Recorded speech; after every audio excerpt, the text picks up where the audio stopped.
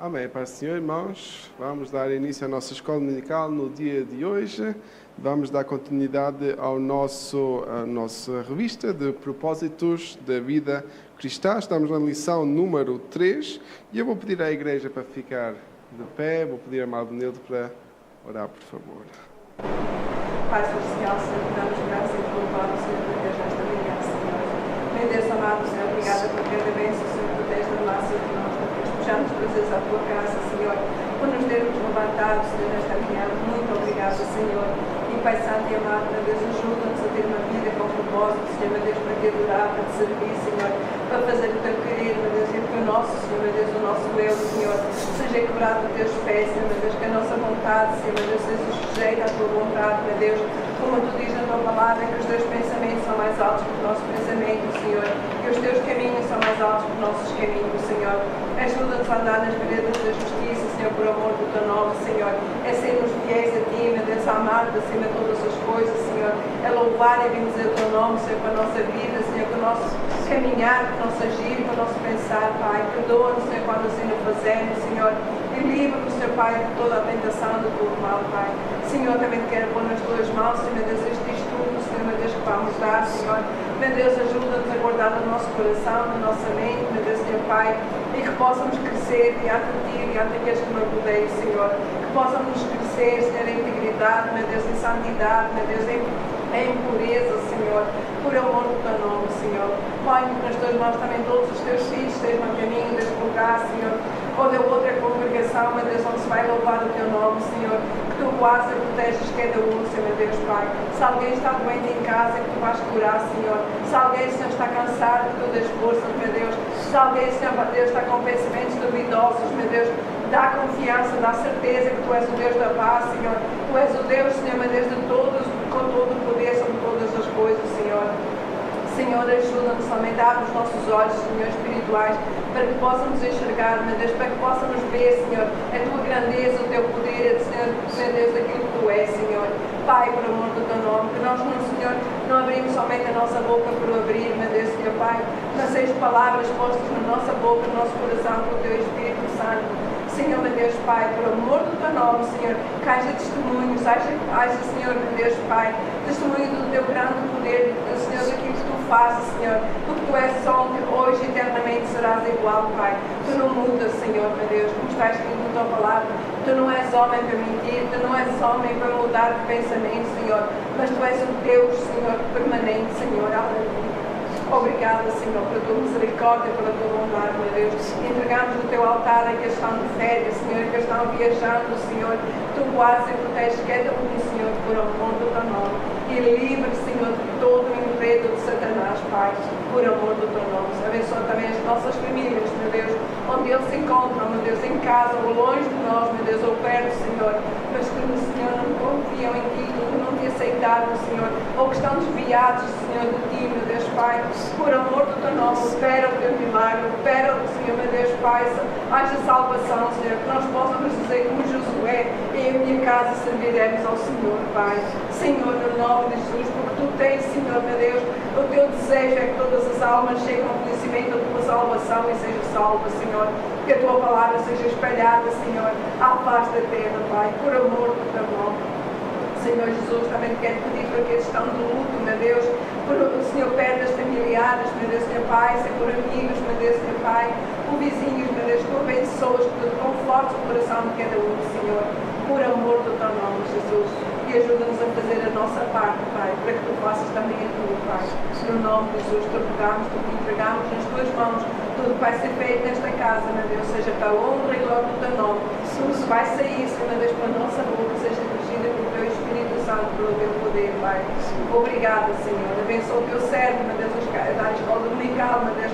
Abençoa, Senhor, todos aqueles que vão subir este altar, meu Deus, Senhor Pai, para louvar e bendizer o teu nome, para dar a tua palavra, para dar um testemunho, meu Deus. Sejas tu abençoando e dirigindo, Senhor, por amor do teu nome. Ó Pai, muito obrigada, Senhor. Nós sem ti não temos nada, Senhor, nada somos, nem o abrir nossa boca, Senhor, nós podemos, não foste tu, Senhor. Muito obrigada, Jesus. Obrigada, Espírito Santo. Obrigada, Senhor. Aleluia. Glórias ao teu nome, Senhor. Amém. Aleluia, Jesus. Aleluia. Aleluia. Aleluia.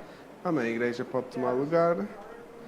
Então, como eu já estava a dizer, nós vamos dar continuidade à nossa lição. Estamos na lição número 3, que é na página número 12 das revistas que os irmãos têm. Também aproveitando para saudar todos aqueles que estão conectados online e relembrando que temos ainda um lugar para vos receber aqui na casa de oração. Amém? Então, a lição número 3 fala sobre o propósito de ser um fiel adorador. Quem sabe e quem tem estado atento nas últimas lições, nós entramos no livro de Daniel e estamos a ver então o povo de Israel quando foi cativo na Babilónia. E então agora as situações que eles viveram, como eles tiveram que enfrentar também culturas diferentes, enfrentar religiões diferentes, deuses diferentes, maneiras diferentes de viver, e como isso impactou a vida deles e como isso também pode ser exemplo para as nossas próprias vidas, vivendo numa sociedade que não coloca Deus em primeiro lugar, não? Então, vamos ao versículo-chave que se encontra em Daniel, capítulo 3, versículo 28, está aí também nas vossas revistas, que diz: falou Nabucodonosor e disse: bendito seja o Deus de Sadraque, Mesaque e Abednego, que enviou o seu anjo e livrou os seus servos que confiaram nele, pois não quiseram cumprir a palavra do rei, preferindo entregar os seus corpos para que não servissem nem adorassem algum outro Deus, senão o seu Deus. Os irmãos já conseguem imaginar qual é a cena que nós estamos perante, uma cena muito famosa da Bíblia, né? Sadraque, Mesaque, Abednego, aqueles nomes complicados que aprendemos na escola dominical desde crianças, que entretanto todos já conhecem a história deles, que foram os 3 amigos de Daniel que foram para a fornalha porque não queriam adorar a estátua do rei, não? Mas vamos então perceber isso, como isso também revela a forma de adoração que Deus quer de nós. Amém? Vamos à reflexão que diz: a falsa adoração é fruto de imposição. A verdadeira adoração é voluntária e regida pelo amor ao Senhor. A introdução diz: no capítulo 3 do seu livro, Daniel não figura como personagem, ainda que seja o narrador dos fatos.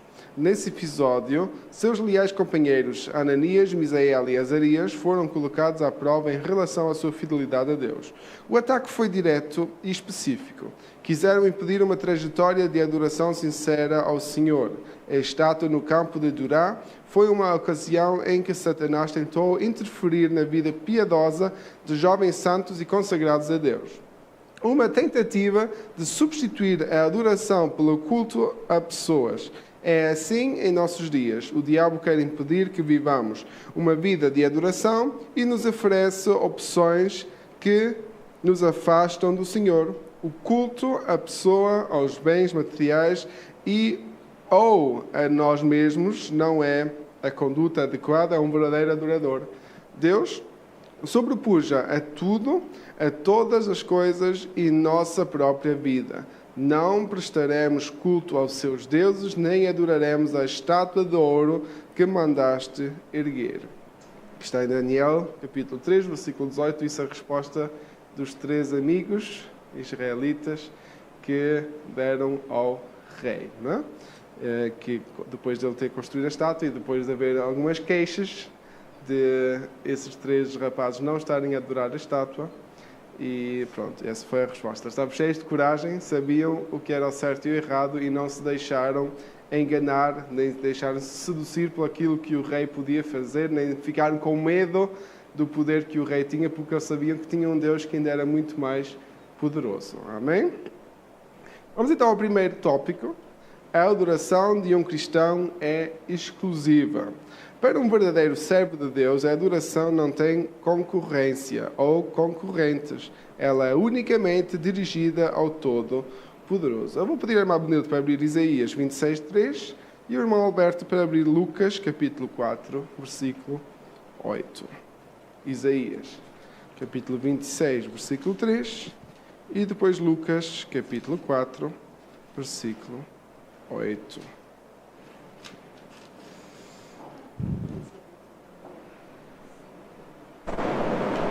Tu conservarás em paz aquele cuja mente está firme em ti, porque ele confia em ti. Amém? Obrigado, irmão Benilde. Irmão Alberto. Lucas, capítulo 4, versículo 8. Jesus respondeu e disse: Vai, Satanás, está escrito: Liberado o Senhor teu Deus, só ele servirá. Amém? Obrigado, irmão Alberto. Todos nós conhecemos esta cena em que Jesus estava no deserto, estava a ser tentado pelo diabo, e o diabo, em outras palavras, estava a pedir a Jesus para que o adorasse, não é? E Jesus então respondeu que toda a adoração, não é? Toda a adoração pertence a Deus. Não deves adorar a ninguém mais a não ser a Deus. Então nós vemos que nós, na nossa vida, devemos colocar Deus em primeiro lugar. Nossa vida é uma vida de adoração e devemos adorar a Deus e não, talvez, aos nossos próprios prazeres humanos. Amém? O subtópico 1 diz: há uns homens judeus, não fizeram caso de ti, a teus deuses não servem, nem à estátua de ouro. Isso, Daniel 3, versículo 12. Quando vem os sábios e o povo reclamar daquilo que os judeus não fazem perante o rei. Essa foi a acusação contra os servos do Senhor. Mas observemos que a denúncia não era falsa, era verdadeira. A questão é que os denunciados não eram falsos, eram adoradores verdadeiros. O que para os acusadores era um ato de desobediência, para os 3 jovens era postura de adoração. Então aqui nós vemos que o importante é o ponto de vista, né? Aquilo que os acusadores disseram, de verdade, era verdade. Eles não estavam a adorar a estátua, nem estavam a cumprir com todas as tradições babilónicas, mas eles sim estavam a adorar a Deus, eles estavam a seguir as tradições judaicas, eles estavam a fazer aquilo que era a vontade de Deus. Foram acusados por alguma coisa injusta? Não. Eles foram acusados por aquilo que eles estavam a fazer. Mas o ponto de vista é que é muito importante.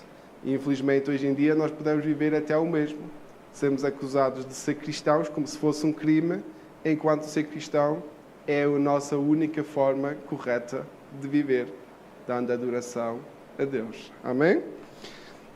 Ponto A diz: não adoraram a Nabucodonosor. Um fiel adorador não venera pessoas, não coloca ninguém acima de Deus. Lucas 4, versículo 5 e o versículo 8. Quem encontrar pode ler. Lucas capítulo 4, versículo 5 e versículo 8. Está lá bem perto daquilo que o irmão Alberto acabou de ler.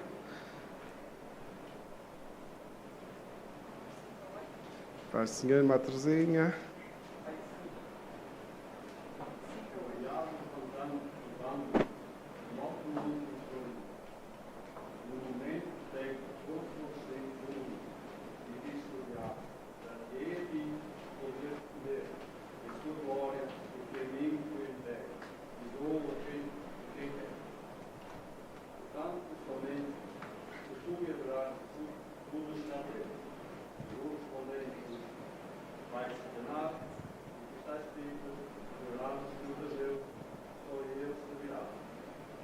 Amém? Obrigado, irmão Alberto. Até aí. Então, nós podemos perceber que o diabo tentou enganar a Jesus, não é? E nós sabemos que Jesus, naquele momento, era Deus, mas também era homem. Ele tinha fome, ele tinha desejos humanos, mas mesmo assim ele conseguiu resistir a tudo aquilo que o diabo estava a tentar tentá-lo. E nós podemos aprender com isso. Isso também é uma lição para nós, que nós não podemos colocar nada, nem ninguém, nem nossos desejos, nem nosso sucesso, nem nossa fama superior a Deus. Por isso é que Jesus mais tarde vem dizer que é muito difícil, não é? Em outras palavras, ele vem dizer é muito difícil que um rico entre no reino dos céus. Não é impossível, mas todo aquele dinheiro, toda a fama, todo o sucesso humano quase o torna impossível essa pessoa não ser arrogante e gananciosa no seu coração. Mas nós, às vezes, que não somos tão ricos, podemos ser também arrogantes, ricos em arrogância, não é? Ricos em tentar ser superiores aos outros. E isso leva-nos ao mesmo caminho. Não é impossível sair disso, mas é difícil. Porque Abraão era milionário e eu era um amigo de Deus. E Jó? Jacó foi rico, Isaac foi rico e eles eram servos de Deus.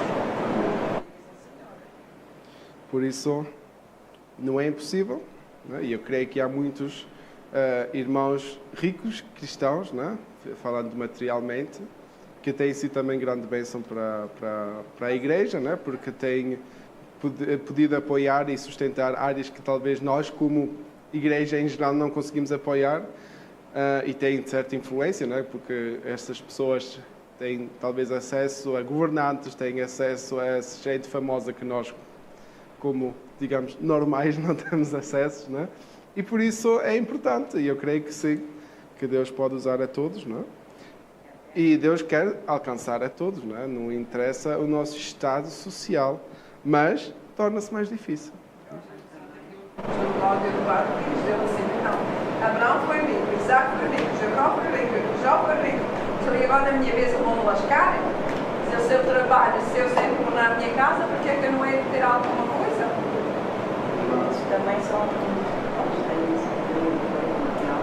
mas ajudam certas situações também na nossa. Isso também existe, não é? As pessoas tentar... Sim, já estão a fazer suficiente, não é? Isso, infelizmente, também acontece, não é? Só falta o último passo, não é? Só falta o último passo. Amém. Vamos ao ponto B. Não adoraram aos falsos deuses. As falsas divindades não influenciam a vida de um verdadeiro adorador, nem lhe amedrontam. Quer dizer que não ficamos com medo deles. 1 de Reis, capítulo 18, versículo 21. 1 de Reis, capítulo 18, versículo 21. Quem encontrar pode ter a gentileza de ler. 18, 21. Então Elias chegou a todo o povo e disse: até quando vos seguireis entre dois pensamentos? Se o Senhor é Deus, seguiu, e se Baal, seguiu. Porém o povo não respondeu nada. Amém. É interessante neste texto, não é? É que o profeta Elias a falar isto ao povo, e o povo não respondendo nada é um sinal, digamos assim, muito humano. Como é que eu ia dizer? Nós sabemos o que é bom e nós sabemos o que é ruim. Nós sabemos que devemos adorar a Deus, mas nós gostamos, e isso é uma tendência de todos os humanos, igual se são cristãos ou não, de ter todas as opções abertas. O que é que isso quer dizer? Eu gosto de ter uma portinha, uma chavezinha, qualquer coisa, para se aquelas coisas de Deus não der certo, a ter um plano B. Não é? Os irmãos estão a ver em que ponto eu estou a chegar. E o povo, infelizmente, era igual. Se Deus não respondia, eles procuravam outros deuses. Se Deus não fazia, ou eles pensavam que Deus não fazia, eles procuravam outros deuses. Eles faziam estátuas. Exemplo. Moisés foi ao monte falar com Deus. E a Bíblia diz que ele esteve lá 40 dias, irmãos. 40 dias não é uma eternidade. 40 dias é um mês e alguns dias, não é? 1 mês e 10. E o povo não precisou de muitas horas para começar a fazer outros deuses. Esqueceram-se de quem os tirou do Egito. Porquê? Porque o povo não estava ali por causa daquilo que Deus tinha feito. Pelo menos era isso a associação deles. Eles estavam a pensar, ok, Deus já matou Moisés, pronto, acabou-se, já não vamos sair daqui, vamos fazer a nossa vida à nossa maneira. E nós, é muito fácil nós fazermos falsos deuses na nossa vida. Não faz mal eu perder o meu tempo à frente da televisão. Não faz mal eu perder o meu tempo à frente do telemóvel. Não faz mal eu perder o meu tempo a fazer isto ou aquilo. Não é tão mal. E não é mal, e não é pecado. Mas nós começamos a dar tempo e valor a coisas que nos estão a tirar tempo e valor a Deus. E aí a coisa se torna perigosa, irmãos. Aí a situação se torna delicada. Amém? Ponto C. Não adoraram a estátua de ouro. Isto representa as vantagens, as posições, as convicções humanas que não seduzem um coração que adora a Deus. Riqueza, em grego mamonas, de origem aramaica, significa tesouro, riqueza oposta a Deus. Um servo ou escravo não pode servir a dois senhores, que é o proprietário. O amo possuía o escravo e possuía exclusivamente. Adorar a Deus não pode ser nunca uma ocupação para alguns momentos. Quando decidimos servir a Deus, cada momento das nossas vidas lhe pertence. Deus é o Senhor mais exclusivo. Ou somos dele completamente, ou não lhe pertencemos absolutamente. O que é que isso quer dizer? Não há meio termo. É aquilo que João em Apocalipse vai dizer que é ser morno. Eu não posso ser meio cristão e meio do mundo. Ou eu sou cristão, ou eu sou do mundo. Eu até posso vir aqui todos os domingos, se a minha vida não for em adoração a Deus, não sou cristão verdadeiro, não sou um adorador verdadeiro a Deus. E para termos exemplo disso, basta ler os Salmos. Porque Davi estava sempre muito claro quando a vida dele não estava a agradar a Deus e ele tinha certeza absoluta, e ele voltava humilhando-se perante Deus. Ele voltava à verdadeira adoração. Porque ele sabia que só com Deus é que a vida dele podia ter algum sucesso. Só com Deus a vida dele podia ter algum sentido. E só por Deus é que ele pôde fazer tudo aquilo que ele conseguiu alcançar, irmãos. E nós temos que viver esse estilo de vida. A nossa vida foi feita para adorarmos a Deus. Vamos ao segundo subtópico que diz que tu constituíste sobre os negócios da província, que está em Daniel capítulo 3, versículo 12. Ananias, Misael e Azarias não se importaram em perder suas posições no reino da Babilónia. Estamos dispostos a perder para sermos fiéis em nossa adoração ao Senhor. Estamos dispostos a perder talvez a nossa posição no trabalho, estamos dispostos a perder talvez algum amigo, estamos dispostos a talvez ter conversas mais delicadas com os nossos familiares por causa da nossa decisão e dizer eu sou um seguidor de Cristo, eu sou o Filho de Deus. Isso são decisões que nós temos que tomar, irmãos. E não vai ser fácil, porque às vezes vamos perder amizades de muitos anos por causa disso. Às vezes vamos ter problemas dentro do nosso lar por causa disso. Não? Mas sabendo que Deus está connosco e Deus é por nós, todas as situações que vierem à nossa frente, Deus vai fazer-nos ultrapassá-las. Deus vai nos dar autoridade, Deus vai nos dar a força para ultrapassar todas essas situações. Por isso, uma vida em adoração a Deus não é algo negativo. Pode parecer que tem desvantagens, mas as vantagens são muito maiores, são superiores a tudo aquilo que no momento possa parecer negativo na nossa vida. Terceiro subtópico, eis que o nosso Deus, a quem nós servimos, é que pode nos livrar. E se não, fica sabendo, ó Rei, que não serviremos a teus deuses. Isso está em Daniel capítulo 3, versículos 17 e 18. Isso é a resposta também dos três amigos a dizer ao Rei, se Deus quiser nos salvar, Ele vai nos salvar. Mas se Ele não nos quiser salvar, pelo menos nós não adoramos os teus deuses. Por isso eles estavam convictos de que ou Deus ia mudar a história ou eles iam para a glória. Eram as duas opções que havia. Por isso é como Paulo diz, para mim viver é Cristo e a morte é ganho. Porque se vocês matarem eu só vou mais perto da quem eu estou a pregar. Por isso, nós às vezes é que ficamos muito apegados à nossa vida, não é? E esquecemos da eternidade que Deus nos prometeu. Não é? E eles aqui estavam convictos de que iam ter um Deus que ia cuidar deles, que eles tinham a certeza absoluta que Deus ia cuidar deles, ou então Deus ia os levar para mais perto dele. Amém? O propósito de servir, que em hebraico é pelach, adorar, reverenciar, estava arraigado no coração dos servos de Deus. Eles não temeram a fornalha. São os perigos desta vida. Não é? Quantas fornalhas nós estamos a enfrentar, quantas vezes nós somos postos entre a espada e a parede, decisões que nós temos que tomar e que nós ficamos assim, será que é isso? Não? Mas, se Deus está connosco e se o seu Espírito Santo nos guia, nós vamos tomar as decisões certas. Eles não temeram a morte. Tinham como honroso o sacrifício pela adoração. Atos capítulo 5, versículo 41. Quem encontrar pode ter a gentileza de ler. Atos capítulo 5, versículo 41.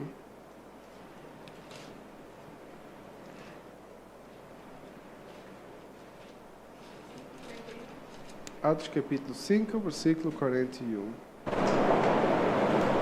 Retiraram-se, pois, da presença do conselho, regocijando-se de terem sido julgados dignos de padecer afronta pelo nome de Jesus. Obrigado, irmão Benilde. Este aqui é os discípulos, não é? E se nós olharmos para a história de Paulo, ele muitas vezes, e também os discípulos muitas vezes, foram presos por causa daquilo que ele estava a pregar, né? Que estava a pregar Jesus e a sua vinda e a ressurreição. Mas sempre que eles foram presos, eles estavam convictos de que estavam a fazer as coisas certas. E eles estavam dispostos a morrer. Eles sabiam que se fizessem uma coisa errada, e se os fariseus, ou os romanos, ou os sacerdotes tivessem algum desgosto neles, eles podiam morrer naquela hora. E eles passaram vários sofrimentos, passaram várias prisões, foram maltratados. E, irmãos, às vezes nós vemos as coisas no filme e parece que eles estiveram lá na prisão, irmãos. Os romanos não brincavam com as pessoas. Eles estiveram na prisão, mas sofreram naquelas prisões. Eles quando eram escuteados, não era aquelas coisas que nós vimos e eles... Jesus, quando foi escuteado, não era que ele saiu de lá e estava todo ainda a andar em pé. Porque é que ele não pôde carregar a cruz? Irmãos, porque ele levou a sério. Os romanos não brincavam quando eram... Eles aleijavam as pessoas. Não? E então nós, para vermos isso, eles passar num concílio, eles irem para prisões, eles serem maltratados e mesmo assim saírem convictos de que estão a fazer as coisas certas, isso é uma verdadeira adoração a Deus. E só Jesus para nos colocar em nós esse Espírito, né? O seu Espírito Santo, para termos essa convicção. Né? E é isso que também que a Bíblia chama de dom de fé. Porque é uma fé que nós não conseguimos explicar. É uma fé que Deus coloca em nós, irmãos. E é essa fé que nós precisamos almejar para poder ultrapassar todas as situações. E assim também, aqui os nossos três amigos, Sadraque, Mesaque e Abednego, estavam completamente convictos de que não importava o que o rei fosse fazer, eles iam sair dessa história vitoriosos. Mortos ou vivos, mas para a glória do Senhor. Amém? Que belo exemplo de um genuíno adorador. Aleluia. Deus nos ajuda. Não necessitamos... Segundo tópico. A adoração de um cristão é genuína. Paz do Senhor, irmãos. Estamos na lição número 3. Eu acho que deve ser a página 13, não é? Agora, 14 já, pronto. O segundo tópico. A adoração de um cristão é genuína. Não necessitamos de responder sobre este negócio. Isso está em Daniel 3, versículo 16. A resposta dos piedosos jovens foi fruto de uma inabalável convicção. Não caberiam respostas, argumentações, apenas um firme posicionamento. Quem adora numa dúvida de Deus, pelo contrário, confia plenamente. Quem adora não duvida de Deus. Pelo contrário, confia plenamente nas suas ações. A dúvida faz parte da nossa vida? Sim. Às vezes nós estamos com medo das situações que vamos enfrentar, de certeza que sim. Mas, se Deus está connosco, não precisamos de ficar fixados nas nossas dúvidas. Vamos confiar que Deus nos vai fazer ultrapassar qualquer tipo de situação. E então a nossa adoração genuína está baseada nisso mesmo. Numa adoração não duvidosa a Deus. Amém? Paz do Senhor. Subtópico 1, que diz: a genuína adoração é voluntária. A multidão no campo de Durá era numerosa. Ali estava a corte real. as autoridades civis, as autoridades religiosas, os cidadãos comuns, que está em Daniel capítulo 3, versículo 1 a 4, é possível que muitos não concordassem com a consagração da estátua, mas temeram e cederam à pressão de Nabucodonosor e de Babilônia. Apenas 3 servos de Deus se mantiveram de pé, sem temer a fornalha, a fúria do rei ou a perseguição dos seus inimigos. Um genuíno adorador não reverencia ao Senhor por medo, mas é motivado por um amor sincero e leal. Nabucodonosor aceita falsos adoradores, mas Deus não. Isso podemos abrir as nossas Bíblias em João, capítulo 4, versículo 23.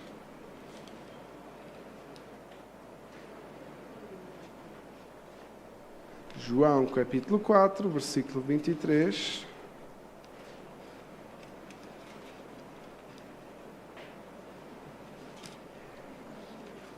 E quem encontrar pode ler. Porém está a chegar a hora, e é agora mesmo, que aquele que adora o Pai o há de adorar no Espírito e em verdade. Não é estes os adoradores do Pai. Amém. Obrigado, irmã Terezinha. Um texto muito conhecido. Né? Nós somos chamados a adorar a Deus em espírito e em verdade. E é isso mesmo que Deus quer de nós. O que é em espírito? Em espírito é em qualquer lugar. Né? A sua presença está connosco em qualquer lugar. Então a nossa oração não está limitada a este edifício. A nossa oração não está limitada, falando da Bíblia, né? Não está limitada a um templo, não está limitada ao tabernáculo, não está limitada ao Santo dos Santos, porque Deus está connosco em cada momento. E quando Jesus morreu na cruz, o que é que aconteceu? O véu rasgou. O acesso a Deus, a sua presença, tudo aquilo que Deus é para nós, foi aberto através de Jesus Cristo. E todas as limitações que a lei tinha foram quebradas a partir desse momento. E por isso é que Jesus diz que nos envia o seu adorador, envia o seu Espírito Consolador, Ele colocou em nós, para nós tornarmos adoradores em espírito e em verdade. E a verdade porquê? Porque não é algo que nós fazemos por tradição. Não é algo religioso. Não é? Nós somos cristãos, de alguma forma somos religiosos, mas não fazemos, a nossa motivação não é fazer porque é uma tradição. E às vezes, irmãos, a Assembleia de Deus também já tem 130 anos, não é? No Brasil, em Portugal 125, mais ou menos, não? Irmãos, o tempo passa e nós começamos a tornar-nos uma igreja tradicional, em vez de ser uma igreja viva. E nós não podemos permitir isso. Nós temos que adorar a Deus, não é somente porque os meus avós cantavam esses hinos ou porque os pastores faziam desse jeito. Não, nós fazemos as coisas porque estamos convictos daquilo que a palavra nos ensina. Essa é uma adoração verdadeira. Amém? Porque eu creio que quando aqui os 3 amigos eles estavam perante a fornalha, eles não pensaram nas tradições. Eles somente pensaram em Deus. Porque eu acho que ninguém está disposto a morrer somente por causa de uma tradição. Mas eles estavam dispostos a morrer por causa de Deus. Sabiam que Deus era aquele que cuidava deles. Amém? O segundo subtópico diz: a genuína adoração é desinteressada. Os 3 rapazes não barganham com Deus por bênçãos ou favores em recompensa pela adoração. Eles tinham consciência de que a postura firme diante do rei os levaria à fornalha, mas decidiram enfrentar o fogo com o Senhor. Eles sabiam plenamente o que é que havia de acontecer se eles não adorassem aquela estátua. Mas eles enfrentaram o rei, as acusações se confirmaram e eles tiveram que assumir as consequências. Mas eles sabiam que Deus estava com eles no meio desta situação. Terceiro subtópico: a verdadeira adoração é resignada. Afirmamos com esta expressão que um verdadeiro adorador se deixa levar pelos caminhos que Deus o permite caminhar. Ele não tem poder sobre os seus passos, deixando tudo à mercê da vontade divina. Quem adora ao Senhor é paciente e conformado com os seus desígnios. Amém? O que é que isso quer dizer? Que nós seguimos a Deus em tudo. Até se formos ouvir afirmar o que está aqui escrito, nós não somente seguimos a vontade de Deus, nós queremos seguir a vontade de Deus. Nós não o fazemos por obrigação. Nós o fazemos porque sentimos a nossa dependência para com Deus. E um bom exemplo disso é Paulo. Os irmãos pensam que Paulo estava com vontade de fazer miles e miles de quilómetros. Não. De certeza que não. Talvez ele queria ficar como Pedro, ficar em Jerusalém. Que era mais fácil, não tinha que sair de casa, podia visitar a mulher todos os dias, se ele tivesse, na vida não nos afirma isso. Né? Mas Paulo deixou tudo para trás, deixou todo o status que ele tinha. Né? Ele era uma pessoa muito conhecida, muito respeitada dentro do templo, dentro do Sinédrio, e ele deixou tudo isso para trás para pregar a Cristo. Porque ele estava convicto que aquele Senhor que o cegou e falou com ele era Deus, e que aquele homem tinha morrido e ressuscitado e que era a verdadeira salvação. E nós conhecemos o mesmo Salvador. Ele é o mesmo Senhor e Salvador para as nossas vidas. Por isso, a nossa convicção é que se Deus nos escolheu para fazer a sua obra, nós também temos que fazer a obra dele. E se estamos aqui na Alemanha, é porque Deus nos colocou aqui neste país. E se Deus nos colocou aqui nesta igreja, é porque Deus quer usar-nos aqui dentro desta igreja, mas também nas cidades onde nós estamos. E, irmãos, eu acho que nós ainda não percebemos quão bom é a nossa comunidade e a forma como Deus faz as coisas aqui neste país. No Brasil, por exemplo, eu já estive no Brasil, só não tive a oportunidade de ir a uma igreja, infelizmente. Mas no Brasil, tem igrejas em cada canto. Não é? A irmã Arlete vai confirmar. Em Portugal, infelizmente, na nossa terra não. Que é da China tem. Em Angola também. Em Portugal, no norte não tanto. Em Lisboa tem mais congregações, eu acho, do que no resto do país. Felizmente e infelizmente ao mesmo tempo. Não é? Porque no norte é difícil de encontrar uma igreja e em Lisboa tem 50 e tais só numa cidade. Não é? Que é bom, graças a Deus. Não é? Mas o que é que isso também nos mostra? É que Deus nos juntou aqui, estamos aqui todos em Büsnau, Deus nos prepara aqui neste lugar, Deus nos ensina a palavra através dos seus servos aqui neste lugar. Não é? Aprendemos uns com os outros, nós partilhamos aquilo que nós vivemos juntos, mas ao mesmo tempo nós todos temos uma responsabilidade na nossa cidade. E aqui a minoria vive na mesma cidade. Por isso, aquilo que nós aprendemos através da sua palavra, nós podemos pôr em prática nas diversas cidades. E eu creio que isso não é somente um acaso, não é somente porque eu cheguei de Portugal e fui parar nesta cidade. Não, eu creio que Deus nos quer usar na cidade onde Ele nos tem colocado. Assim como Ele usou Paulo em diversas cidades, e sempre nessas cidades foram educados obreiros e servos e diáconos e todos que eram necessários para formar uma igreja e que continuaram a obra. Assim eu creio que Deus pode usar esta igreja para criar missões aqui dentro deste país. Para que um dia eu não tenha que vir de Eidling para Stuttgart, porque em Eidling haverá crentes suficientes, a irmã Delfina em Weilheim-Schönbuch terá irmãos suficientes para pregar e para que a igreja possa crescer, e assim consecutivamente. O irmão Isaac em Ludwigsburg e a irmã Terezinha em Filderstadt, e todos assim vão ter a sua obra missionária. Porque a nossa missão não começa numas 4 paredes. Não é aquilo que nós chamamos de igreja. Muitas vezes é nas nossas casas, é tomando café com um amigo e falando sobre a palavra de Deus. O nosso testemunho que nós damos no nosso lugar de trabalho. Isso é a nossa primeira missão. Amém? E isso é uma forma de adorar a Deus. Amém. Vamos então continuar. Ponto A. Enfrentando a fúria de Nabucodonosor. Todo aquele que se propõe a adorar ao Senhor se tornará alvo de Satanás. Mas lembremos que a sua fúria é sinal de aprovação da nossa adoração. Se nós formos a Jó, capítulo 2, versículo 3 a 7. Jó, que é bem lá no Antigo Testamento. Jó capítulo 2, versículo 3 a 7. Quem encontrar pode ler.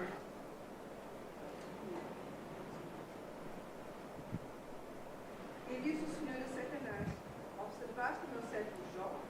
Porque ninguém há na terra semelhante a ele, homem sincero e reto, temente a Deus, desviando-se do mal, e que ainda não tem a sua sinceridade dentro de tu, incitado contra ele, mas o para o consumir sem causa. Então Satanás respondeu ao Senhor e disse: pele por pele, e tudo quanto o homem tem dará pela sua vida. Estende, porém, a tua mão e toca-lhe nos ossos e na carne, e dá-se não blasfema de ti na tua face. E disse o Senhor a Satanás: eis que ele está na tua mão, poupa, porém, a sua vida. Então saiu Satanás da presença do Senhor e feriu a Jó, e uma chaga maligna, desde quando do pé ao alto da cabeça. Amém. Obrigado, irmão Abdel. Então nós vemos aqui, todos conhecem a história de Jó, não é? Jó era um dos homens mais ricos, perdeu tudo, porque Satanás dizia que Jó só adorava a Deus porque ele tinha tanta coisa, tinha tantas riquezas, tinha tantos servos, tinha tantos filhos, tinha de tudo, muito. E então aqui Satanás, provocando, não é? Veio dizer: mas ele só faz isso porque ele tem tantas coisas, não é? E Deus veio permitindo e diz: ok, então tira-lhe tudo menos a vida. E todos conhecem o fim da história, não é? Todos sabem que Jó, né, até tem uma cena muito interessante que ele começa a discutir com Deus, não é? E Deus vai respondendo, que é uma cena muito interessante. Mas Jó não para de reconhecer que Deus é Deus.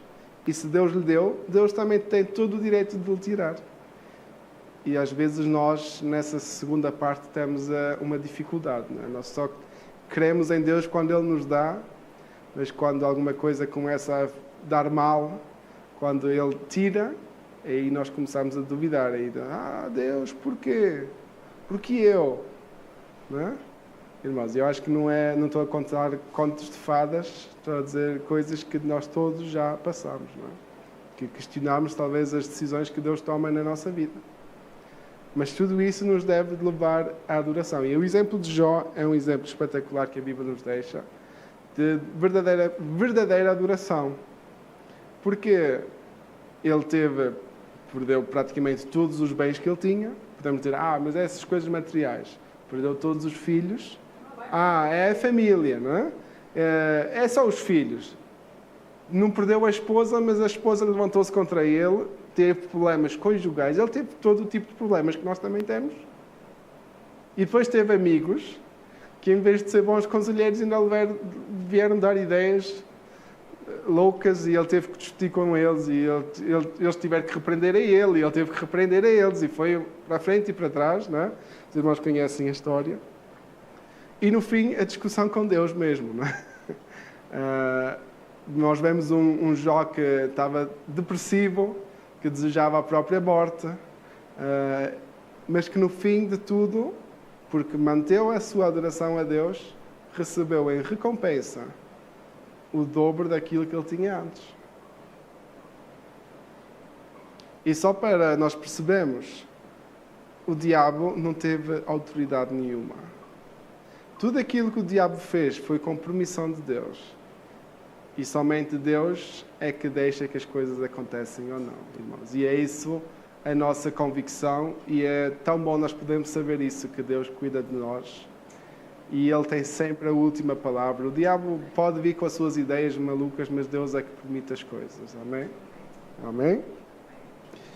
Vamos ao ponto B. Enfrentando os homens fortes. Estes simbolizam as forças deste mundo, as ideologias contrárias à fé, as leis injustas que tentam sucumbir os verdadeiros adoradores. C. Enfrentando a fornalha de fogo. É também uma representação do fogo da perseguição, do desprezo e da ignomínia que sofrem aqueles que propõem a viver em adoração diante de Deus. Não é? Muitas vezes nós somos colocados de lado por dizermos que somos cristãos. Muitas vezes não somos mal vistos porque nós dizemos que somos cristãos. Mas isso tudo não interessa. Porque se Deus é por nós, quem será contra nós? Amém? Os irmãos leem os versículos em casa que temos que ir com o tempo. Terceiro tópico, ações divinas na vida de um adorador. Como afirmamos anteriormente, o propósito de um genuíno adorador é agradar a Deus e não buscar favores ou recompensas. Contudo, há um princípio divino encerrado nas Escrituras. Porque é necessário que aquele que se aproxima de Deus creia que Ele existe e que é galardoador dos que o buscam. Que está em Hebreus 11:16. Creia que há uma bênção... 6, obrigado. Creia que há uma bênção ao que se propõe viver uma vida de adoração. Se nós buscarmos a Deus, vamos um dia receber a recompensa por parte de Deus. Amém? Subtópico 1. A adoração atrai a presença de Deus. O aspecto do quarto homem é semelhante ao Filho dos Deuses. Essa célebre frase que inspirou tantas mensagens e canções revela que Deus é atraído para onde há adoração.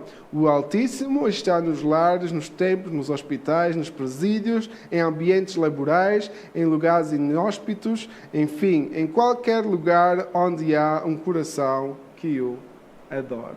Deus está em todos os lugares. Se nós o adorarmos, né? Assim também a sua palavra diz, se o adorarmos nos céus, Ele lá está. Se adorarmos na face da terra, Ele lá está. E se o adorarmos no profundo do mar, Deus lá está. Não interessa onde nós estamos. Deus está connosco se nós dedicarmos a nossa vida em adoração a Ele. Amém? Segundo subtópico, a adoração produz um livramento. Observemos alguns maravilhosos detalhes deste texto. Vejo 4 homens soltos. O fogo queimou apenas os grilhões, porque o fogo da perseguição serve para queimar aquilo que nos prende ao mundo e nos aproxima ainda mais de Deus. B. Andam passeando dentro do fogo. A liberdade para adorar não é impedida pelo fogo. Provações, embates espirituais. Podemos e devemos adorar ao Senhor sobre as mais desfavoráveis circunstâncias. C. E nada há de lesão neles. O termo lesão, que é hebraico shabal, significa dano, prejuízo ou destruição. Há uma promessa de preservação, de conservação e de ganhos para um fiel adorador. Amém? Então nós vemos que aqui Deus verdadeiramente cuidou deles, né? Enviou o quarto homem, que nós sabemos que é Jesus, que veio cuidar desses 3 amigos, e não houve nenhum dano. E para nós parece loucura, porque todos nós que temos talvez uma lareira em casa, ou uma fogueira, ou qualquer coisa, e que já, ou até mesmo o forno, quando estão a cozinhar qualquer coisa, e já tocaram no tacho quente, ou no forno quente, queimamos. E dói, e fica sequelas, e dói, muitas das vezes dói dias, semanas, até que aquela inflamação pare, não é? Mas aqueles homens foram para dentro daquela fornalha e saíram de lá sem uma única lesão, sem uma única sequela. E a Bíblia diz que o rei estava tão furioso que ele mandou aquecer a fornalha ainda mais quente do que o comum, e os soldados que os levaram para lá morreram no ato de os atirar na fornalha. Mas mesmo assim, Deus os protegeu e não houve nenhum dano. Eu acho que só Deus para fazer isso. E é esse mesmo Deus que nós hoje em dia pregamos, a paz do Senhor, a todos que nos chegaram. E é esse mesmo Deus que nós pregamos hoje, e é esse mesmo Deus que também tem cuidado de nós, irmãos. Talvez nós tenhamos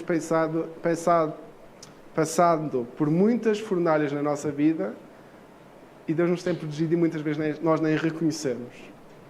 Nós nem reconhecemos quão bom Ele tem sido para conosco. Subtópico 3. A adoração fiel muda situações. O rei, antes furioso, agora torna-se canal de bênção e proteção para o servo de Deus. Há um poder divino e glorioso na adoração, genuína e voluntária, dirigida ao Senhor.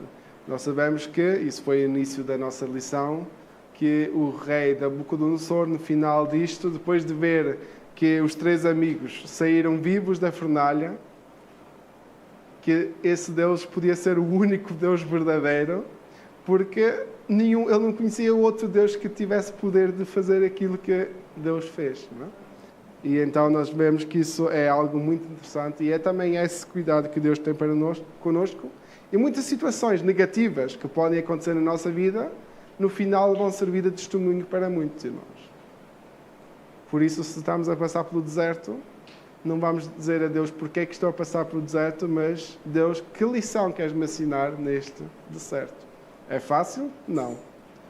Porque a primeira pergunta que nós fazemos quando alguma coisa ruim na nossa vida acontece é o porquê. Mas a questão que nós devemos verdadeiramente fazer a Deus é o que queres fazer. Não? Conclusão.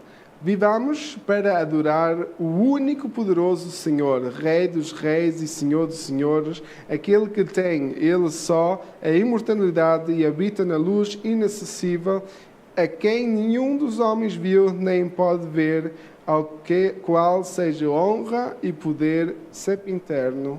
Amém. Está em 1 Timóteo 6, versículo 15 e 16. É para isso que nós fomos chamados, para a sua verdadeira adoração. E assim como nós já lemos hoje, fomos chamados para adorar em espírito e em verdade. Em qualquer lugar, com toda a intensidade. Amém? Que Deus abençoe.